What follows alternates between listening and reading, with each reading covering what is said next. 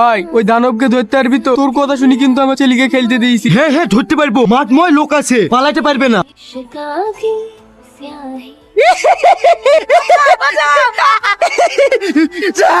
বল তুই কে আর কেন এই বাবাদের ছেলেপিলেকে ধরে মারিস? শালা তুই আমাদেরকে ভয় দেখাচ্ছিস? কি ব্যাপার, হাতে রং লেগে গেল কেন? শালা কি মেকআপ করে আছে নাকি? এই এক বলছি পানি লাই তো। তুই আপনি একে চেনেন নাকি? মনে করি দেখ, আজ থেকে 7 বছর আগে খবরদার ওকে ছাড়বি নি। ওর মাল লিগে এই গ্রামের 3 জন মারা গেল। লোকটা খুব ভয়ানক ছুয়াইছি। এই লাশটা তাড়াতাড়ি ব্যবস্থা কর। ব্যাপার মোড়ল সাহেব? আমরা শুনলো নাকি তোর বোর মতন তোর মেয়েরও রোগ হয়েছে। না না মোড়ল সাহেব, ওই দেখেন ওর মেয়ে, ওর মায়ের মতনই তো ওর রোগ হয়েছে। একই ভুল আর দ্বিতীয়বার করবো না। এক্ষুনি আর মেয়েকে মেরে ফেলতো।